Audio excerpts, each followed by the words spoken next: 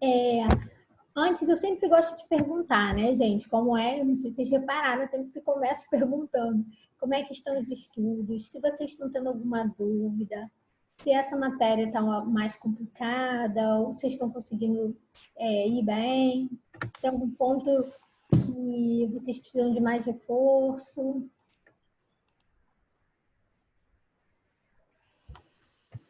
Por enquanto, não, eu acho. Tipo, Vocês chegaram a ver a matéria de hoje mesmo? Ou ainda não eu deu vi. tempo? Viu? Hoje, Eu ainda não vi. tá, hoje a gente começa um novo capítulo, tá bom? Eu sempre gosto de falar um pouquinho e situar vocês, né, nesse nosso encontro. Eu sempre gosto de situar vocês onde a gente está. Para que você depois, se você já olhou, você já tem ideia, né, do que a gente está falando, em que momento nós estamos na matéria. E se você ainda não teve tempo de olhar o planejamento da aula de hoje, e você vai olhar depois, né? Você vai olhar esse planejamento já com outro olhar mesmo. Você já vai meio que sabendo o que você vai encontrar, tá? Então, eu sempre gosto de situar vocês. E eu gosto sempre de reforçar também, gente, a importância das dúvidas, tá? Eu sempre pergunto como vocês estão, se tem algum ponto mais crítico, porque a gente pode trabalhar justamente nesses pontos, caso necessário. A gente tem mais algumas aulas de matéria, depois a gente entra na semana de revisão e vocês entram em prova novamente. Então, já vai dando uma estudadinha, né, nessa matéria, não deixem acumular e aproveitem a semana de revisão. Eu vou avisar, tá? Quando for a semana de revisão. No planejamento mesmo vai estar escrito revisão. E aí você já aproveita para trazer suas dúvidas, tá bom? Tá bom. Ok. Tá bom. Já fiquem ligados que a gente já está nesse processo, assim, falta poucas aulas. Eu posso até ver aqui para vocês qual é o planejamento, só para vocês ficarem ligados, assim. Hoje é dia 1º, né? A gente tem mais, se não me engano, 2 ou 3 aulas, tá?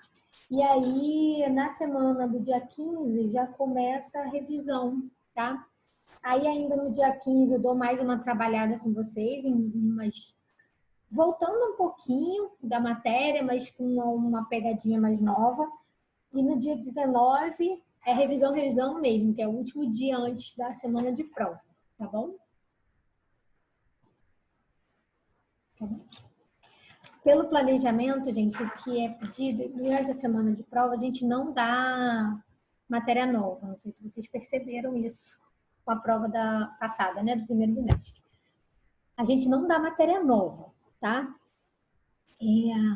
Se eu achar que tem alguma notícia que possa ajudar vocês, alguma coisa assim, eu até coloco. Mas, assim, normalmente a gente deixa essa semana para que você estude mesmo, tá bom? Então, aproveitem a semana de revisão para poder tirar dúvida.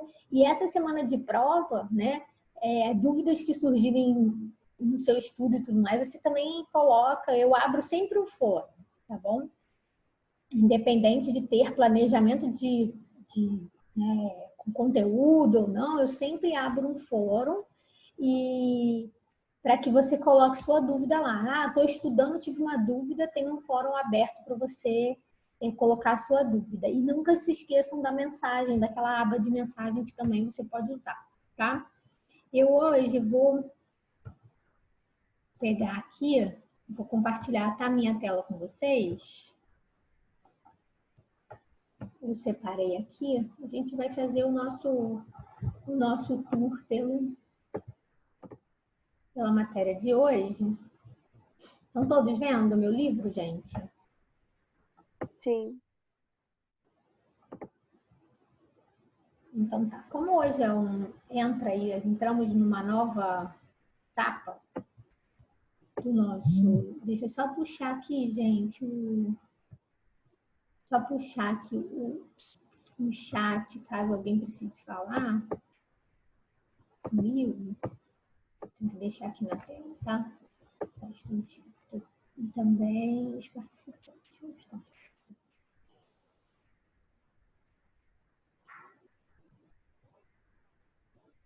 aí, tá, deve aparecer. Então, beleza, hoje a gente começa esse novo capítulo, né? Então, na verdade, eu queria só mostrar para vocês de que se trata, o que a gente vai falar nesse capítulo e dando algumas dicas mesmo de como você pode estudar, enfim, né? Aproximando a matéria de vocês, tá? Então, a gente está vendo, lembra que o nosso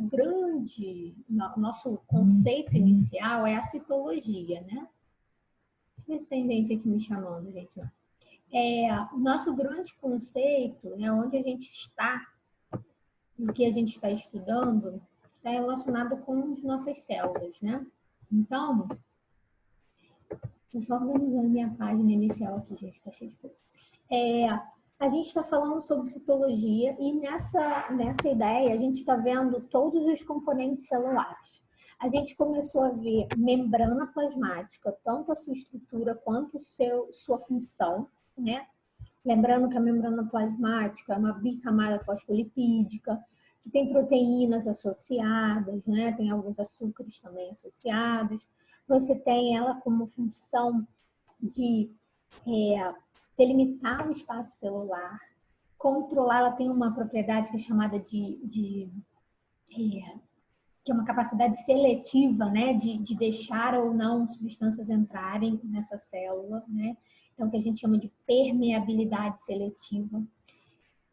Essa membrana que vai controlar a entrada e a saída de substâncias da célula pelos diversos mecanismos de transporte, transporte ativo, com gasto de energia, transporte passivo, que aí você tem vários tipos, a difusão facilitada, osmose, cada um desses transportes com a sua característica específica. Também temos transportes do tipo endocitose, né? Então você tem, por exemplo, a fagocitose, você tem a pinocitose, você tem a exocitose, que é o transporte para fora também, acontecendo nessa célula. Depois a gente começou a ver o citoplasma, então a gente está indo de fora para dentro da célula. E aí nesse citoplasma você tem, né, o citosol, que é aquele material gelatinoso, né? E você tem inclusive um movimento desse material, ele não é estático, tá bom? E você tem as organelas no interior também dessa célula, né? Então, ali mergulhadas nesse citosol, você tem as organelas citoplasmáticas. Aí a gente começou a ver que, dependendo do tipo de célula, você tem organelas diferentes, características diferentes. Então, por exemplo, uma das coisas que a gente comentou aqui foi a composição de célula procariota, que nem tem no livro de vocês, mas que é super importante, né? A célula procariota, você tem, por exemplo, bactérias como exemplos, né, de organismos que possuem essa célula. Tem uma célula muito simples, um DNA circular, sem carioteca envolvendo esse material genético. Você tem um citoplasma que tem apenas ribossomos, então a única organela presente ali são os ribossomos. Você não tem organelas membranares no seu interior, tá? Enfim, entre outras características. Vimos também célula animal e célula vegetal fazendo uma comparação. Aí sim, o livro de vocês já traz muito mais detalhado traz muito mais detalhado essas estruturas, né? Então, comparando mesmo a estrutura de célula eucariota, animal e vegetal, tá? Aí a gente viu a função de algumas organelas, então, organelas que participam, por exemplo, da digestão intracelular, que são os lisossomos, participação dos processos energéticos, então você tem a mitocôndria na célula animal e também na vegetal. Só que na vegetal, além disso, você tem o cloroplasto, que participa de um outro processo energético, né, que é a fotossíntese. Enfim, a gente está detalhando como é a composição celular.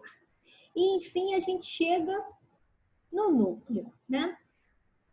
Então, a gente, mais uma vez, está indo de fora para dentro. E aí, agora a gente chega no núcleo.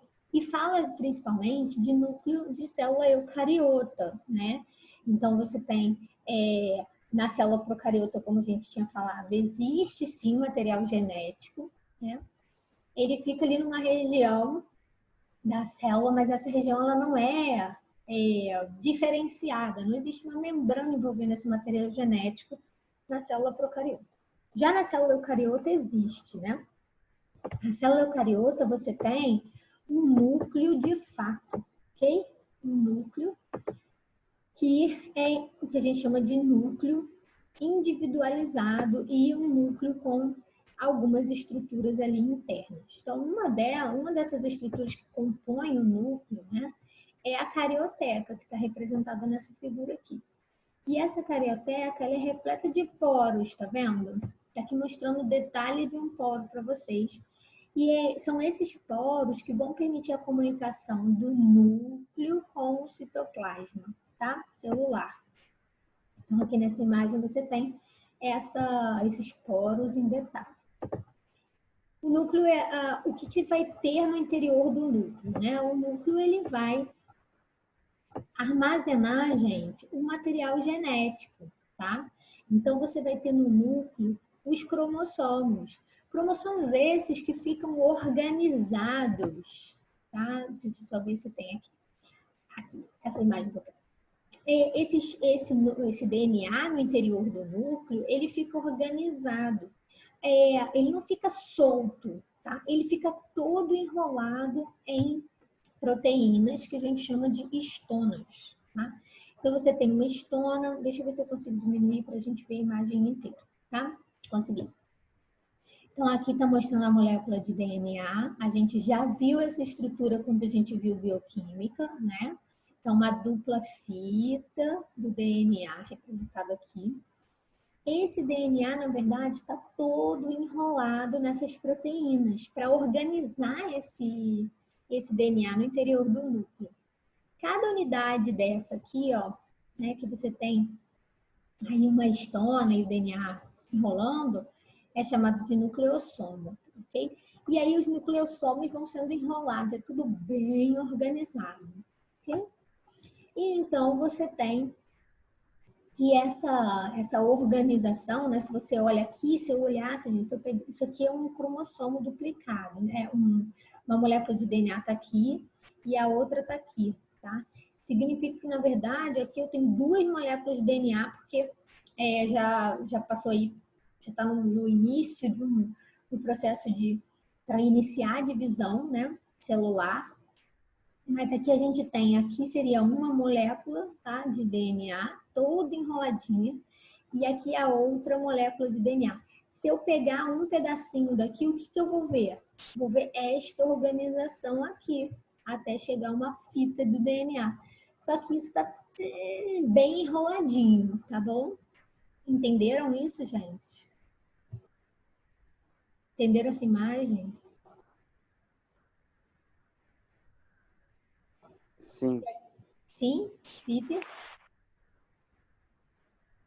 Posso passar? Pode. Beleza. Então, aqui eu só estou dando uma geral, tá, gente? Então, aqui você tem, quando esse cromossomo está duplicado, né? Então, aqui você tem uma molécula de DNA toda enroladinha e aqui você tem a outra. Cada uma dessas pernas aqui, tá? São chamadas de cromátides irmãs. Então, quando você tem o cromossomo duplicado, cada uma dessas moléculas de DNA todas enroladinhas são chamadas de cromátides irmãs, tá bom? E essa região de centrômero aqui prende essas duas cromátides, ele fica preso. E aí aqui eu tenho que, para classificar os meus cromossomos, uma das formas de eu classificar é a posição que esse centrômero assume, tá bom? Isso ajuda a caracterizar os diferentes tipos de cromossomos. E aí vem o capítulo, ele vem tratando também alguns termos que são super importantes, como, por exemplo, o genoma, né, que é o conjunto de moléculas de DNA de uma determinada espécie. No caso do humano, a gente tem 46 cromossomos. Então, o conteúdo nessas 46 moléculas de DNA é o nosso genoma, é o genoma humano, tá bom? Nosso genoma, ele é feito, né, de 44 cromossomos autossomos, que são aqueles não sexuais, e 2 cromossomos sexuais. sendo que você tem esse par sexual. Na mulher é XX, são cromossomos iguais, e no homem são os cromossomos X e Y, ok? Cada par desse vai ter um representante, né, a gente tem 23 pares, então cada parzinho desse é composto por um cromossomo que na fecundação veio da mãe e o outro cromossomo veio do pai. Então as nossas células são compostas, na verdade, por essa junção, né? Quando há a fecundação, enfim, e aí você tem a formação lá do embrião, formação do feto, vai haver a gestação, vai seguir para formar esse indivíduo. Todas essas células né, a multiplicação que tem ali para dar origem a esse bebê, todas essas células vieram de uma única célula. Veio do ovo, zigoto, né? E esse zigoto é construído a partir da união do óvulo com o espermatozoide. Então, todas as nossas células vêm desse zigoto. Ou seja, vem do material, né, entre outros componentes, mas no material genético, vem metade é o material genético que veio da mãe, a outra metade é o que veio do pai. Se eu olho cada par desse, né, sendo que um veio da mãe e outro veio do pai, eu tenho os meus cromossomos que eu chamo cromossomos homólogos, tá? Então, deem uma olhadinha com carinho nos cromossomos homólogos. Aqui está mostrando justamente isso, né? Um homem e uma mulher com todos os seus cromossomos, tá? Quando esse homem forma um espermatozoide, esse espermatozoide vai carregar somente um representante de cada par. Então, nesse par, por exemplo, esse espermatozoide pode estar carregando esse daqui. Aí no par 2, esse espermatozoide aqui pode estar carregando, de repente, esse representante aqui. O fato é que na hora da formação do gameta, e a gente vê isso mais para frente no capítulo, existe a divisão do número de cromossomos ao meio, ou seja, cada espermatozoide vai ter apenas um representante de cada par. O mesmo acontece com o óvulo. Cada óvulo formado vai ter apenas um representante de cada par, ok? Na hora que junta, então eu tenho um representante aqui que veio do pai e um representante aqui que veio da mãe. Isso segue para todos os nossos cromossomos. Cada parzinho desse eu chamo de cromossomos homólogos. Eles são, repara, do mesmo tamanho, mesma posição do centrômero, ok? Então, cada par desse é um cromossomo homólogo. E nesse caso aqui, né, você tem, na hora de formação do óvulo, esse óvulo está carregando um desses representantes, certo? Ou esse X aqui, ou esse X aqui. Na hora que o homem formou ali o espermatozoide, ele está carregando ou esse X aqui ou esse Y aqui. Aí eu pergunto para vocês, quem é que determina o sexo do filho? O homem ou a mulher? Ou seja, o espermatozoide ou o óvulo? Quero resposta, hein? Quem vocês acham que determina o sexo do filho?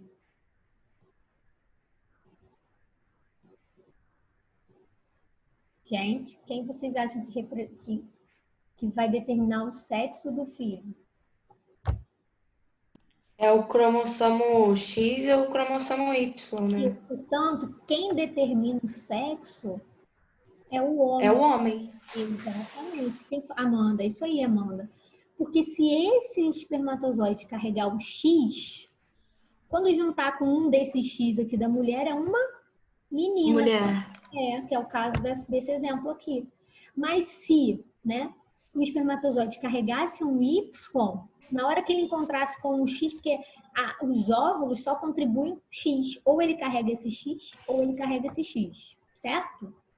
O homem é que tem a possibilidade de formar espermatozoides carregando o X ou o Y. Então, caso esse espermatozoide estivesse carregando um Y, que não é o caso, juntaria esse Y com o X e daria um menino. Ok? Ok. Beleza? Então, basicamente, gente, eu queria dar só essa introdução para vocês, tá?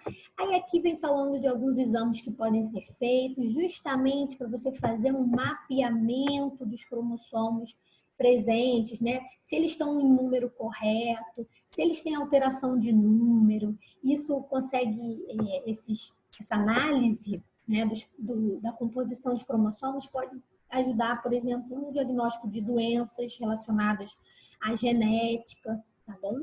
E aí o capítulo vem trazendo para vocês o cariótipo, que é uma representação aí justamente desses cromossomos. Aqui é um cromossomo, aqui é um cariótipo humano, tá bom?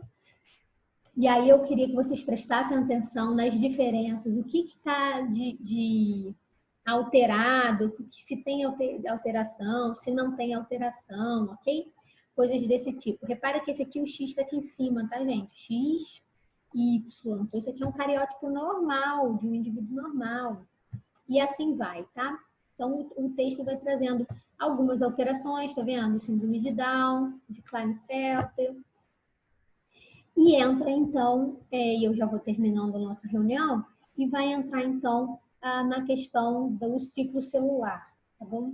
Em que momento que esse material genético vai ser duplicado e depois a célula vai, então, entrar em divisão celular, que pode ser mitose ou meiose, dependendo do objetivo que essa célula tem, né? Se é só multiplicação celular, é mitose. Se for para produção de gameta, então algumas células são capazes de fazer o processo de meiose para a produção de gameta. E aí a gente vai falar com mais detalhes sobre esses dois mecanismos, tá? De divisão celular, mitose e meiose. E aí o material do planejamento de hoje pega justamente essa parte de ciclo celular e mitose, tá? E na aula que vem a gente fala sobre meiose. Foi, gente? Ajudou? Sim. Beleza. Então é só seguir aqui, tá? Aí aqui, ó, vem mostrando o ciclo celular e aqui as fases da mitose. Beleza? Na aula que vem, a gente fala mais um pouquinho sobre mitose, pega meiose, que é a programação da aula que vem é meiose, tá? A de hoje já está no planejamento um iniciozinho aí de mitose. Aí na aula que vem a gente explora um pouco mais mitose e meiose, tá bom? Não deixem de vir na aula que vem. Na aula que vem eu quero mostrar uns vídeos para vocês. Por favor, avisem aos colegas de vocês que a aula que vem é super importante. Eu vou mostrar uma comparação entre os dois processos, a gente vai discutir essas diferenças. Então, vocês não podem perder a aula do Zoom, tá bom? Tá? Mandem para mim no grupo de vocês, por favor. Mandar o quê? Mandar no grupo que a aula que vem a gente vai fazer um apanhado geral de divisão. Então, é super importante que a turma esteja presente aqui no Zoom. Hoje a gente só teve 4 alunos, tá bom?